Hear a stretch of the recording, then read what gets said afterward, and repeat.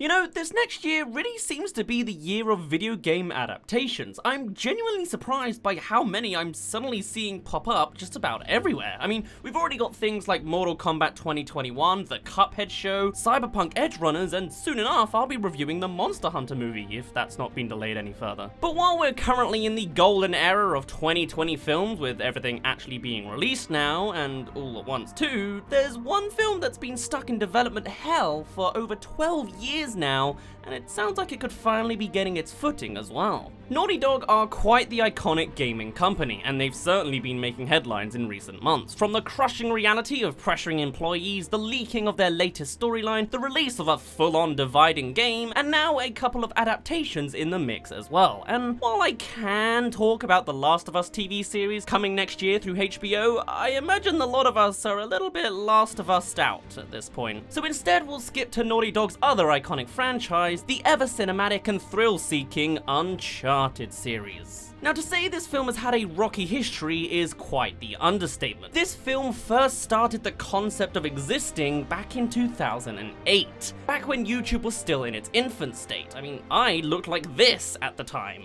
And in perspective to the Uncharted games, this film was started just 1 year after the very first game came out, and that was all there was to the series at that point. Since then, there's been an additional 3 mainline games released, as well as all sorts of other mediums that have only complicated the production of this film further. But of course, it's not the actual games' faults for the film's delays. No, instead, it actually comes down to a whole lot of crew swapping on the writing and directing side. It's been a real mess. And even after like 6 different takes on directing and writing going past, the general consensus of this film as it is now, as judged by the Uncharted fanbase, all seems to agree that even after all of these adjustments and tweaks, the film is doomed to be an unfavorable mess. So while I would like to tell you the entire history of this Uncharted movie's issues, let's hop to modern day to catch us up on what's going on around about now. So after all these years, the cast has been finalized, and the actual progress of the film is the furthest it has ever reached, with the startings of filming actually coming into place. But the very first hurdle that has fans concerned at such an early stage is the choices in these finalized casting options. When people think of the perfect role for Nathan Drake, the popular opinion goes towards an icon such as Nathan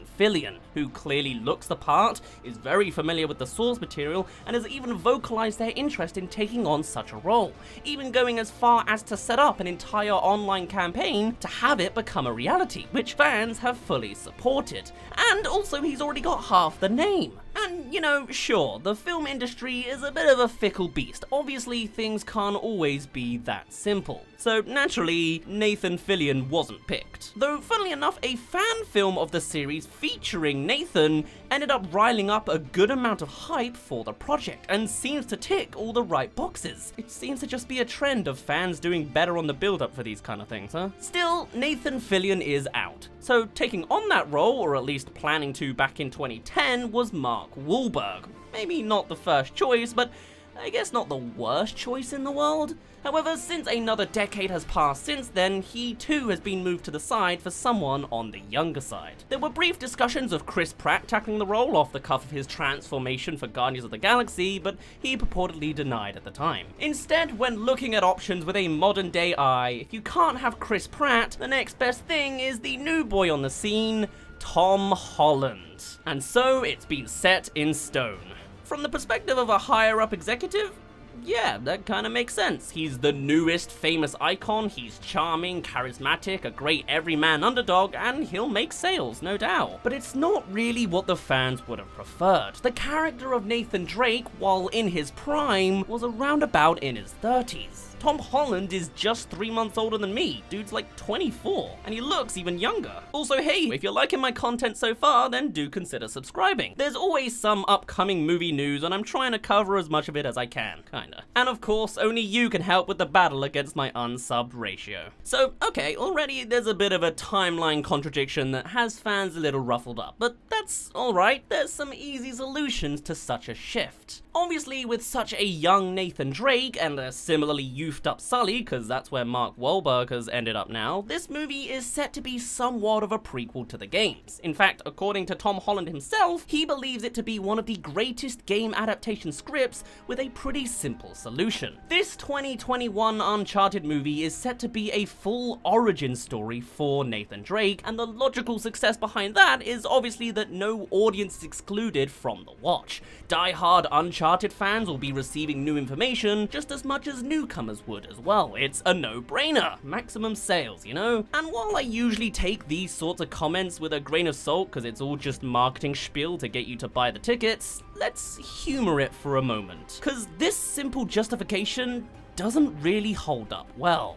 For a start, the Uncharted franchise already has its origin story plotted out, so die-hard fans will already know the information coming out of this revelation, unless it's being entirely reimagined. In the timeline of the games, Nate spent his early years in a Catholic orphanage, partially with his older brother Sam, where he learned to read Latin and became interested in history through his late mother's theorizing. That's shown off in Uncharted 4. Uncharted 3 also shows us how Nate and Sully met when he was about 15 through tailing the same treasure in the same display in the same museum. After that, we have a few spin-off stories filling the gap before the first mainline game, Drake's Fortune, and by that point he's like in his late 20s, early 30s. Now, obviously we don't have specific plot details at this point, but there is a small amount of plucking that can be made from the information that we do have, kinda. There's more to the cast than just Tom Holland and Mark Wahlberg. Two additional featuring stars include Antonio Banderas, who I feel I haven't seen since my childhood, but apparently hopped on a sponge out of water and Doolittle, okay, and his role is currently unrevealed. Gotta love a bit of mystery for an Uncharted story, right? But sure, okay, villain or not, he's not the focus of this point. Sophia Ali is set to take on the role of Chloe Fraser, one of Nate's early on love interests, and after a bit of digging on the Uncharted timeline that took an embarrassingly long time to get to, I found that Chloe's first meeting with Nate and Sully is fully documented, and though the actual date is unspecified, because of course it is, it does take place in issue number 1 of the Uncharted comic, taking place sometime between 0 and 5 years before the events of the first game. Whether the comics is necessarily something that the filmmakers will actually be paying loyal attention to is anyone's guess, but it can faintly pinpoint the kind of origin story placement that this film is potentially going under. And hey, if this Nathan Drake rendition does look the part of 24 years old, you know, with a bit of aging up on Tom's baby face maybe, then a 5-year prequel could line up alright for the cast. Whatever the case, something that has been mentioned in regards to this film directly is that there will be a lot of inspirations from the 4th game, A Thief's End, which I guess makes sense considering it is the latest one and tackles on the story as a whole more effectively, but really, it's unclear exactly what else that really means. Uncharted 4 especially dug into the existence of Nate's older brother Sam, who was presumed dead for the majority of his archaeological career, but would have been more prevalent in his younger years. Is this insinuating it'll be another adventure with Sam by his side before the events of his supposed demise? That's a full-on guess on my part, and nothing's really confirmed yet as there's no hint of a Sam character in the cast list. Or taking this information in the opposite approach, maybe this point means that the filmmakers will be aware of the intended ending for the Nathan Drake storyline and will tailor to that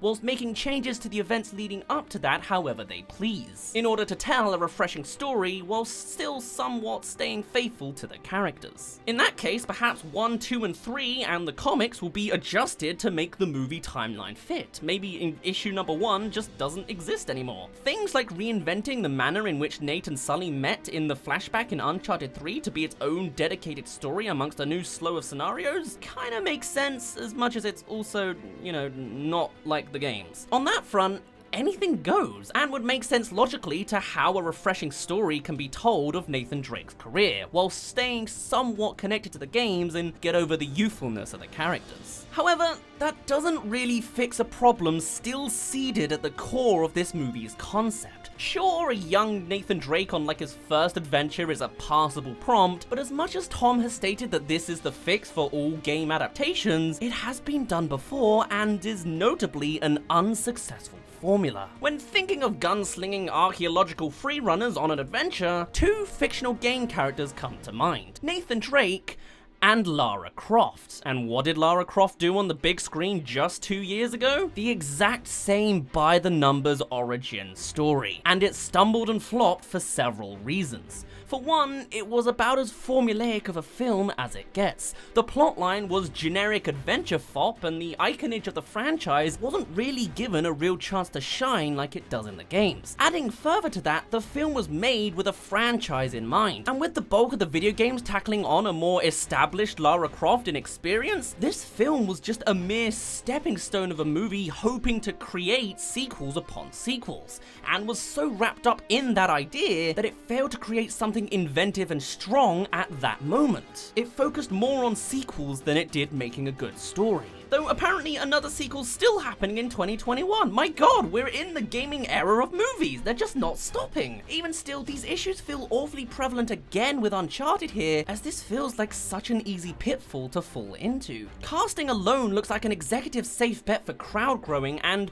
without a genuinely interesting plotline that upholds the weight of the series and works as a standalone piece that isn't just more generic formula setup, without all of that, and gunning for the sequels that can introduce later more beloved characters like Elena, can only act to harm what is being made right now. And that's a thing too. With Nathan Drake especially, he's a character everybody loves, right? He's well written and all the rest of it. How bad can it be that he's a few years younger than the normal Mark? Well, thing is, one of the most gripping parts of his character is a trait that doesn't develop properly until later in his life. We don't idolize him because he's some badass wall climber. We don't think he's a great character because he can wipe out entire civilizations at a time with nothing but a pistol, it feels like, because he's running through these hostile gaming environments. It's not the monologuing of piecing history together with each discovery that keeps us invested in him, though I guess that helps with the story. They're all nice benefits that work together to build him up. But one trait that won't be able to keep up with him in this film adaptation is his internal conflict between his daringly adventurous and curious side and the reality of his family life and his addiction for danger. As Nathan grows older, his relationships grow more complex as he's consistently pushing for more and more, whilst not wanting to abandon those he's grown attached to. Seeing him in the later games always saying just one more adventure or this is the last one, and having to deceive and go behind loved ones' backs makes him a much more dimensional character that only acts to boost the narrative of the whole story together, as it brings a whole human nature to everything as well, beyond the fantastical Indiana Jones experiences he has every weekend, it feels. And the movie will have to undeniably skip out on all of that.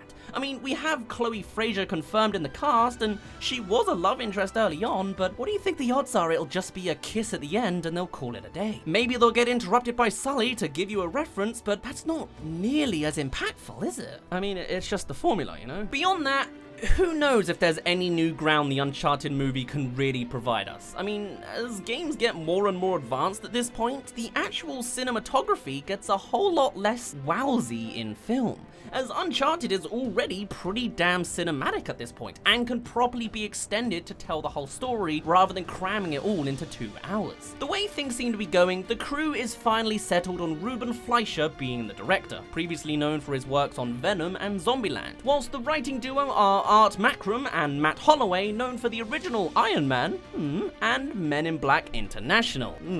And while I would have loved to see a previous actor like Chris Pratt or director like Sean Levy's vision, I think I'm happy enough with them moving on to other projects and Levy going on to Free Guy instead. Also, apparently a really early rendition of this film reinvented the series with Sully being Nathan's actual dad. Now, wouldn't that be traitorous? But certainly more refreshing than the generic stuff, I guess. Whatever the case, the actual release date for Uncharted 2021, you'll never guess it's 2021, but still, it's bounced around a bit, hopping from March to October and now settled for July 16th, 2021. Though with filming only just kinda starting, there's a good chance that'll change again. I'm hesitantly cautious about how this film will pan out, but maybe something will impress us in the end. Or we've just gotta wait for the inevitable sequel to actually do it right. For now, I'm just gonna look forward to all the other video game adaptations spamming the big screen. My name's been Daz, you didn't really care, and I'll see you in a bit. What is that now? The Last of Us, Tomb Raider, Cuphead, Cyberpunk, Mortal Kombat, Free Guy, technically. They're making a Mario movie. There's a second Detective Pikachu. Oh, my goodness. This is gonna become a gaming channel again.